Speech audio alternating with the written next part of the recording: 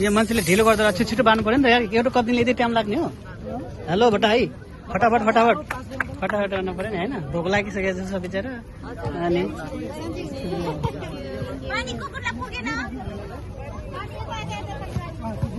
आजको special dinner यही है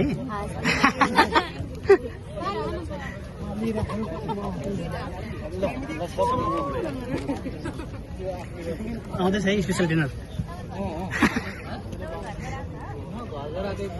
स्पेसल डिनर आउँदैछ है